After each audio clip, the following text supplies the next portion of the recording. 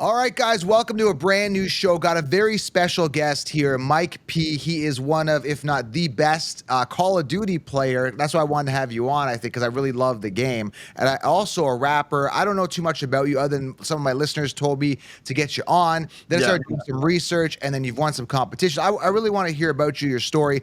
And I have a lot of Call of Duty questions, some how-to questions I wanted to run by you as well. Because again, I've gotten back into it. So a little bit about yourself, please, and let's dive into a conversation about what we're passionate about is gaming, really. Yeah, 100%. I mean, gaming has always been my passion. Like, I'm 34, so I've been playing games for quite some time, especially Call of Duty. I probably started playing in 2006. Didn't really take serious as far as like streaming up until like a few years back, but I'm actually a very successful battle rapper. I've been battling for probably like 10, 11 years now on camera. I've, performed at Irving Plaza, big pay-per-view events, stuff like that. And I just lately became a Call of Duty champion, which is very like very dream worthy. They had a big tournament because they just came out with Modern Warfare 3, and Right. I took part in it. It was like a 4-man S&D tournament, 16 teams, month-long tournament as well. So it was really grueling. Got all the way down to the end and won the chip, man. So it's been a wild ride. So, you very rarely meet people that do what they love for a living. How did this start? Right. Did you start off with the rapping and then did the Call of Duty as a side hustle, or was it the video gaming that made the money and the rap as a side hustle? Like, how did this all work? Because so many people want to break out of their 9 to 5, including myself. Like, I do fantasy Right. football like full time. So I'm Yeah. just curious how, what's your main thing? What's your side hustle? Or are they both kind of just generating right now for you? It was always battle rap. I've never, I signed. I don't know if you know a streaming platform. They're called Caffeine TV. They signed me for a 3-year deal in 2020, and that was pretty much for the battle rap stuff. But I streamed gaming, so gaming kind of became a big sense of like a big financial gain like a few years ago. But it was really just from the streaming aspect. No like competitive play, tournaments or anything like that. If the real cash cow is battle rap for sure. I've always battled for years and made good money on it. And just now I'm kind of getting into playing Call of Duty for money, tournament style things. It's always like been a fun thing. I always knew I was good at it. I always kind of wondered how I would fare against competition and people that actually play for a living. And I actually fared pretty well this month. And hopefully that turns into the bigger one because the money's in the gaming. I'll tell you that. Battle rap's, decent money. It's good money to perform, but the money's in gaming for sure. Yeah, I'm sure a lot of listeners have questions, including myself, and I wanted to kind of make this a how-to answer some Modern Warfare 3 questions, Call of Duty gaming questions, Calm first-person down. shooter game questions. But my first question would be, again, as a listener, even for myself, how do you become competitive in this? Because I'm starting to get back into it. I'm putting in 2 hours a night. How much time do I need? How do I get into this competitively? What do I do to start making money at Call of Duty? I mean, I lucked out. You know what I'm saying? I know people in the competitive scene. Shout out to Optic Gaming. Shout out to my man Hitch. He had given me the opportunity because the tournament was it was a mix of like one professional player and like 3 content creators. That was pretty much the thing. And I was put in as the content creator. Nice. Did overly well. You know what I'm saying? Because I'm like I was supposed to be that guy that's like a free kill to the pros and to the good guys, and I actually wasn't. So I held my own, made some noise in that for sure. But So yeah. it's such a ruthless game. So I've been out of gaming for a while, married, kids, doing fantasy full time. So I just like reignited my passion recently, got back into Rainbow Six. Do you play Rainbow Six Siege? No, I don't. I am strict Call of Duty. I'm talking like my whole life, nothing but Call of Duty. Okay, so I got into Yeah. that. It's a little slower paced, a little more tactical, super fun. And then Right. I got the new Modern Warfare 3. I haven't played since like, I don't know, maybe eight years. So I've gotten back into it. Yeah. My question is, does it matter? And do you have any type of advantage playing via controller versus keyboard and mouse? Because I love the controller, but they say with the keyboard you're a lot quicker. To me, Right. Right. and I Right. got the new PS5 controller. We have the paddle shifters because you got the R1, R2. So I got it under my finger. So I have a little bit of Mhm. advantage and the shorter trigger on there where you can adjust the trigger speed so it's This not a one right full. here, right? Yeah, yeah, that's the one. Yep. The Yeah, that's Sony Edge, baby. Yeah. Yeah. Sony did it big. Yeah, so I love the fact that it's quicker trigger. So I'm really into it. Which one do you prefer? Is there an advantage? Are people, historically better with the hand controller or the keyboard and mouse? Which one's better, and what do you recommend? And how do you get the edge? It's always been a huge debate, especially lately. As soon as they introduced crossplay, Joe, I mean, the Yeah. conversation became like not only who is better, but what's cheap. The console players will tell you mouse and keyboard is OP. The mouse and keyboard guys will tell you the controller is like cheating. I've always been a controller player, never been a mouse and key. Mouse and keyboard definitely gives you a speed advantage. You could do more, especially I think in certain games too. Fortnite, I think you prefer mouse and key because there's just so many more inputs as opposed to Call of Duty, which is more like, joystick, you aim, you shoot, and that's pretty much it. I think controller is better because you could be faster on a mouse and keyboard, but you don't have aim assist. Yeah. Aim assist comes with being a console player or a controller player, and that kind of helps you guide because you're on a 2D plane. You're not like you're on like a 3-dimensional plane when you're on a controller. Mouse and keyboard, it's so much easier to be accurate, but it's harder to stay there. A controller will help you stay there because of aim assist. So I would prefer a controller. I would prefer a controller. So what are you currently playing on? When you competed particularly, I think, did you win 150K? What was that the prize you won recently? It was 150 overall. Our team won 40,000 for the first place. Yeah. So for that one, we're using the controller, the DualSense Edge. That's what you're using? Yeah, 100%. Oh, it's beautiful, man. It's beautiful. I love the power in your hands. So again, I've reignited my passion for gaming, especially around the holiday season where fantasy football slows down a little bit. Like how many hours to get really good? Let's be realistic. Again, everybody's different. To get really good, these are for all the listeners out there. Like I want to get good at Call of Duty. How many hours a day should I be putting in realistically to get really competitive? And again, obviously it depends on the person, but ballpark it. Should I put it 20 minutes a day, 3 hours a day? What's a good range to get good? I would say 2 to 3 hours. Okay. Yeah, I would say 2 to 3 hours if you have the time. You can knock out a lot of games in 1 hour.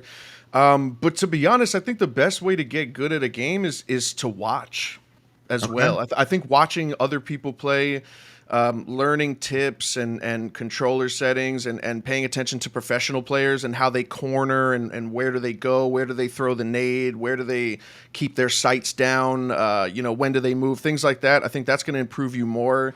I feel like it's just like learning how to play on a video game is more like natural than anything. You could practice, but I think watching is just as important. I would say a couple hours a day. See, like jiu-jitsu, like you can watch stuff, but when you're actually there, you're feeling, because I did a lot of Brazilian jiu-jitsu, you got to immerse yourself, put in the hours, put in the times on the mat.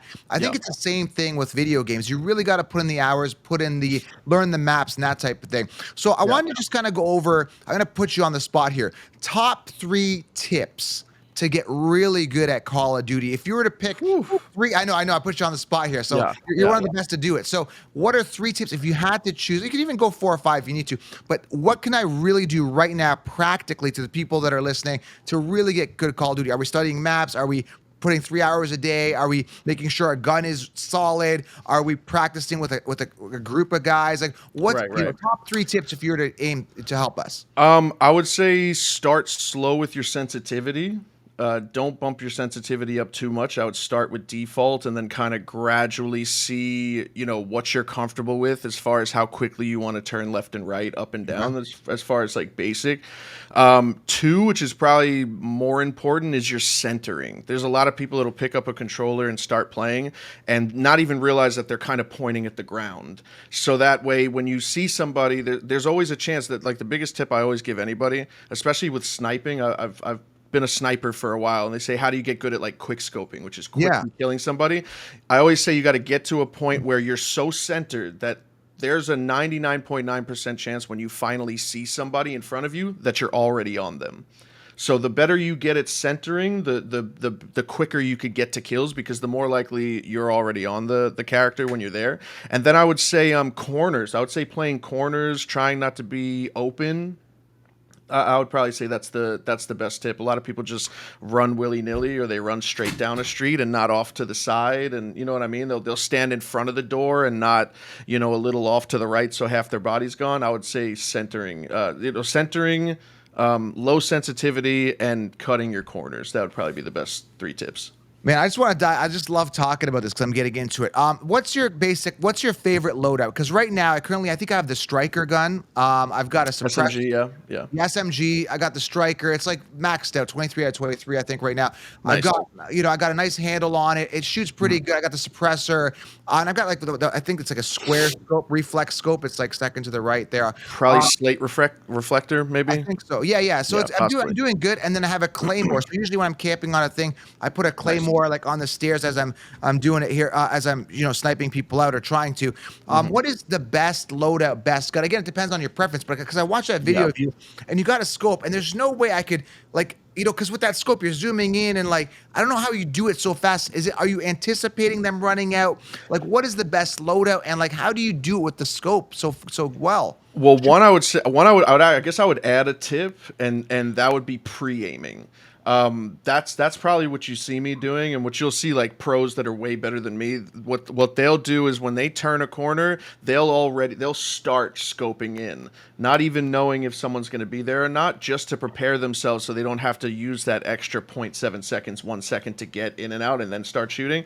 So pre-aiming would probably be the best thing to do. As far as classes, dude, I haven't really played pub matches since the tournament, so my favorite class is just the one that I won the tournament with, the MCW, which is an assault rifle. I think in this game, they're like striker and the Signal 9 and SMGs are good, but the assaults are so good in this game that it's almost like you could kill people close quarters as if it was an SMG. So I would say the MCW assault rifle. That's the best one. I'm writing this down. Best loadout.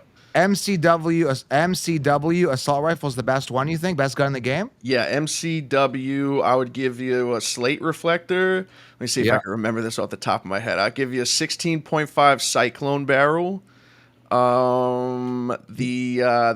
T15 billeted break as the muzzle, the Regal heavy stock, and the NATO high grain 5.56 ammunition.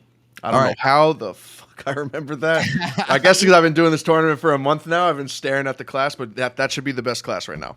Are you really one of the best in the world at this, or how many people? Hell no, man. No, dude. I'm a content creator I'm a rapper that has always been good at Call of Duty, and I've always streamed Call of Duty for 4 years, and I've made some noise in video games, but I just now did, like, I made the most noise I possibly could. I played against, legends and pros and some big content creators, and I held my own. I did some amazing things. But nah, man, there's people so much better than me, dude. I'm way better than average, 100%. I probably fit in that 1%. 2% category as far as like skill level, but the pros are the real monsters. I won a tournament, you know what I'm saying, for sure, but the pros are something else, dude. So what do I want? Let's say I get really good right now. So I'm putting in a year in. Now I want to get competitive. Who do I call? How do I get, like, what tournaments what website do I go to get competitive at? I want to play. I want to compete, for example. Well, one thing I'm not sure, because to be honest, they had something called Game Battles, or I heard about think that it was years called, ago. yeah, and I think it shut down this year, or it is shutting down. Okay. So I'm not too sure what other. I looked into it. I can't remember the name of it, but I just know it used to be the GBs. But I think they're going out. I think there's people in the gaming world that are trying to buy the company out so they can keep it alive. But for now, I'm not too sure, to be honest. Okay, that's awesome. Yeah, I want to get into it. So that's the only thing you really play on PS5 is you gotta Call of Duty. focus on it. Yeah. A couple of tips also with domination mode, where you got the flags, because it's really ruthless, that game. So Right. what I've done is, let's say you get flag A. There's if you guys don't know domination, you got 3 flags. You got A, B, and C. Yeah. You typically kind of spawn out near one flag, the other team spawns out, and there's kind of like a middle flag. Typically, it depends on the map, right? So you take one flag. Are you like camping at any flags to maintain one? Is there like a strategy while your other team goes out and gets the others, or are you like, take the flag, get the next one, get the next one, get the next one? Because it's so ruthless, man. Like, I go to get a flag, I lay down to try to get it, and I'm getting shot. It's Right. so cutthroat when you're looking at it is. domination. What's your favorite game mode? Is this one of them? And any tips on domination with the flag game? My favorite game mode is Search and Destroy, which is the game type that we played for the tournament. As far as domination, if you're spawning on A, you want to get A and B. If you're spawning on C, you want to get C and B. Don't ever push past B or try to get in their spawn. There's sometimes where you could play that, if you want to play that role and you want to get in people's spawns and spawn camp them and hold them at their back, you can. But when you push too forward, they'll start spawning in your area, and then that mixes everything up. So wherever you spawn in, you want to hold that one position, A or C, and you just want to grab B, play picks, you know what I mean? Hold head glitches, stay where you're at, play corners and stuff like that. It's so tight, the controls on Modern Warfare 3, man. I find the controls are so tight, so good. But why? I'm hearing a lot because I go to like the forums or like the Instagram posts on Modern Warfare 3. A lot of people are complaining, saying this sucks. It's just downloadable content. It's not even part 3. Why is that? Is it because a lot of maps came over? What's the big? Because I haven't played in years, so I don't know what people are complaining about. Because I love it. Like, to me, it's all new. But to other people, like this sucks. Like, it's nothing new. Why are they complaining? I think the internet is full of trends that get looked at as if they're the majority, and they never are. The people that are talking shit about Call of Duty compared to the amount of people that actually like it, it's not even comparable. And it's the same thing in my realm with battle rap and other things. The majority that screams, they're never louder than the silent support and the silent people that watch it. It's an amazing game, and it's a completely different game. The only reason why they call it a DLC, and at least that I can think of, is that they, for the first time, they moved the weapons from the last game into this game, which I have to say is extremely strange. I don't know why they would ever do anything like that, which makes it seem like it's a mesh of two games. Or you could say, oh, this is just a $70 DLC of the last game because you still got those weapons. It's a completely different game, completely different weapons, challenges, the movement's different, the lethals are different, the tacticals are different. It's a whole new game, and it's a great game, to be honest. And what you've been saying, I've heard a lot of people say, man, I'm picking up Call of Duty for the first time in a while. There's a lot of people that's been doing that and finally playing. It's a great game. It's I'm 100% passionate about it. Like, I find myself like really looking forward to my evenings because the kids go to bed. I'm just like, hon, can we watch a Christmas movie, whatever? And we'll watch a little bit of a movie, and then I'm gaming for hours. It's just, it's reignited my passion for gaming. Honestly, I'm just super like I just love the controls, love the gameplay. Mind you, I get frustrated and want to throw the controller across the room sometimes. Oh, that's natural. You're a gamer. You're not a gamer if you don't throw a controller across the fucking room. Yeah. Last thing about the gaming, I want to move on to the rap and kind of see where you're going with that because I have some questions. We'll talk some old school rap versus new rap and stuff like that. Favorite map again for the new Modern Warfare 3. Which map do you like? Because a lot that Rust one is kind of tough. Like I like Rust. Yeah, it's ruthless though. It's small. It seems smaller, and they're getting me a lot. Yeah, I would say Skid Row is a map that I really learned to like. I'm probably gonna get flack for this, but I really love Wasteland. A lot of people hate that map, but I'm a sniper, so I really like Wasteland. And Terminal's good, OG map. And that's another reason why this game is amazing. They brought back all the maps from the greatest COD they ever created, which was Modern Warfare 2 in 2009. So it's all revamped, nostalgic maps. I like all of them, man, but those would be my top 3 for sure. Where's that? What was, again, it's been a while. So I remember 2009, the one where you had the bus in the middle, they had the two sides, there's the house. What was that? Oh, that was that was Nuketown. That was Nuketown. I think that came with Black Ops. I think that's Black Ops, which is a whole different company with COD that makes a different set of games. Okay.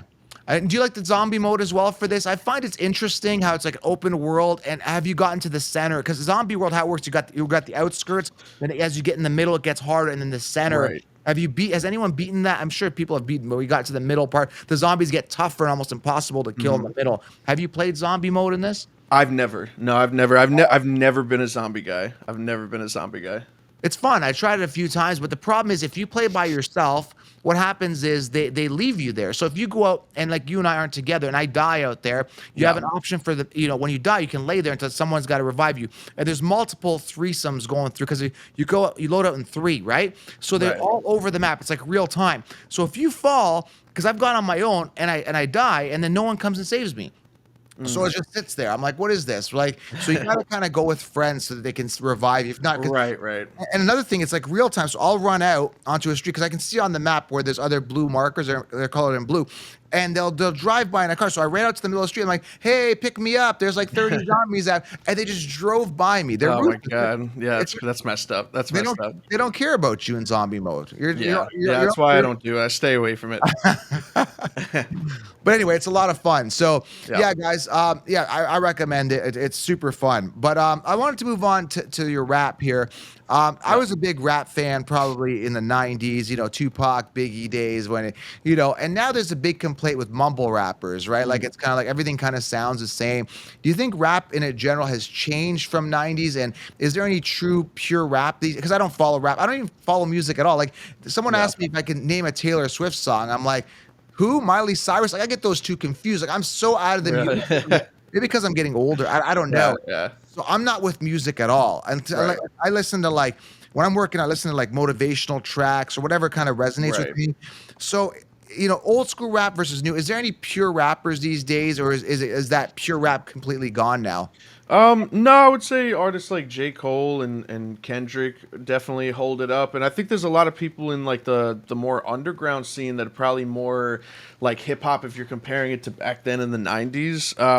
I think mumble rap is you got some ridiculous artists, you got some rappers that, are terrible and they make it based off their image or just, kind of doing a sound that everyone else is using. But I think rap's in a good place. I think rap's in a good place. We need more pure rappers, but it's doing okay. It's hanging in there.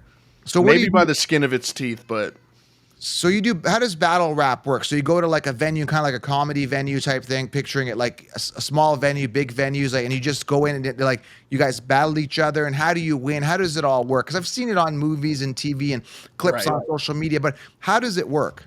Yeah. So there's different leagues around the world. It's basically like you're an MMA guy, right? Yeah. Yeah, so it's basically like leagues like a UFC or a PFL or a One, and they hold cards the same way. It's a card, it's a venue, it's on this date. All the battlers know that they're facing each other, and then you have time, and yeah, it comes out. It's 3 rounds. It's a certain time limit for each round. You flip a coin, see who goes first, and yeah, some of the events are huge. I've performed in front of 60 people. I've performed in front of 1,500. You know what I'm saying? It depends on how big the card is, and like I said, I was over on your end in Toronto with there's a league out there. Right. Shout out to King of the Dot, and I went over there and had a great time. And yeah, that's how it is. It's like leagues, and they throw events, and they're big cards and stuff like that. So how do you win? I mean, this sounds like a stupid question, but I'm not familiar with battle rap. Um, Is it who insults who better, or like who kind of like gets mm, more crowd it, cheering? it's all opinionated. That's the weirder thing about battle rap. There are no judges unless there's like a special tournament going on or there's money on the line. It's really just about what the community thinks, and I Right. think it's a better thing because it involves everybody. So I guess like the result of each match really is dependent on what the community thinks Okay. of what happened, and yeah, that's basically how battles are won. I mean, sometimes you know that you won, sometimes you know that you lost, but then sometimes there's debatable battles, which are most of them are tough, and it comes down to the wire. But it's really for the community to decide.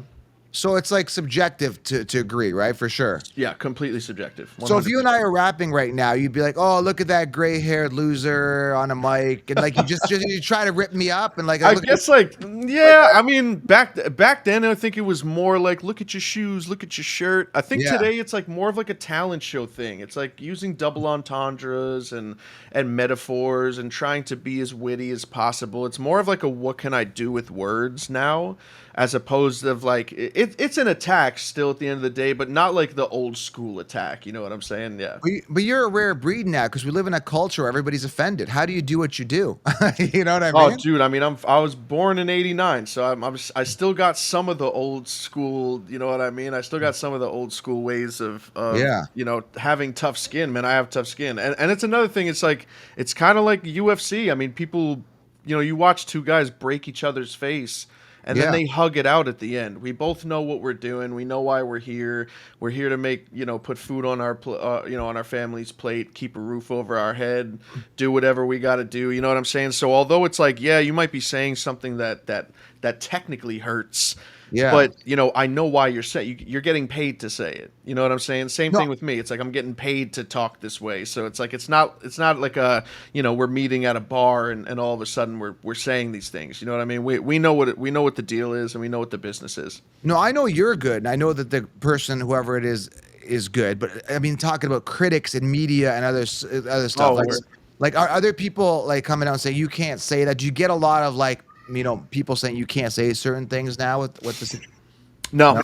Okay. No, none. Yeah, I mean, I don't know if battle rap ever really touches like the stratosphere as far as like big media and like big Hollywood and Okay. stuff. I think we always kind of joke about it because it's such a big thing and it like goes against everything that culture is about now. Like it's about like cancel culture and all these, you know what I'm saying? It's like Yeah. if one of those guys took one look at battle rap, they'd be like, oh my God, I can't believe this thing exists. It's so terrible.